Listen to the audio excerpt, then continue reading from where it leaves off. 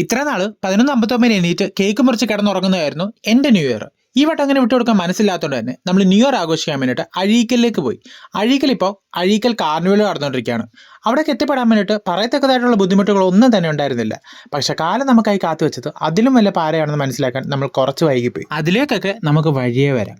അപ്പം ഞാൻ പറഞ്ഞു വന്നത്, ഇപ്പം നമ്മുടെ അഴീക്കൽ നടന്നുകൊണ്ടിരിക്കുന്നത് അഴീക്കൽ കാർണിവലാണ്. ഫോർട്ട് പോയി ന്യൂ ഇയർ അടിച്ചു പൊളിക്കാൻ പറ്റാത്തവർക്കുള്ള ബെസ്റ്റ് ചോയ്സ് ആണ് അഴീക്കൽ കാർണിവൽ. സത്യം പറഞ്ഞാൽ ഒരു ഗോവൻ ഫീല് തന്നെ കിട്ടുന്നുണ്ട്. ഇതെന്തുകൊണ്ട് സ്ഥിരമാക്കിക്കൂടാന്നാണ് എൻ്റെ ഒരു അഭിപ്രായം. പ്രായത്തിന്റെ അതിർവരമ്പുകളില്ലാതെ കുട്ടികൾ മുതൽ പ്രായമായവർ വരെ ഒന്നിച്ചാഘോഷിച്ച ഒരു കാർണിവല്. ഇതിനെല്ലാം വേണ്ടി ഒരു നാടൊട്ടാകെ ഒരുമിച്ച് നിന്നപ്പോഴത്തേക്കും സംഭവം വേറെ തന്നെ ലെവലായി. അങ്ങനെ ഇതെല്ലാം കണ്ട് പുറത്തിറങ്ങിയപ്പോഴാണ് ഇത്ര നേരം കണ്ടതൊന്നും അല്ലെന്ന് മനസ്സിലായത്. ബ്ലോക്ക് എന്നൊക്കെ പറഞ്ഞാൽ ഒരുമാതിരിയിലെ ബ്ലോക്ക്. വൈകിട്ട് 7 മണിക്ക് ഇറങ്ങാൻ ഞങ്ങൾ തിരിച്ചു വരുന്നത് വെളുപ്പിനെ 3 മണിക്കാണ്. എന്നാൽ കാർണിവൽ ഉണ്ടതോ 1.5 മണിക്കൂർ. ബാക്കിയുള്ള സമയങ്ങളിലെല്ലാം നമ്മൾ ബ്ലോക്കിലായിരുന്നു. അതായത് വെറും 5.5 മണിക്കൂർ. അപ്പൊ എങ്ങനെയാ പോവല്ലേ?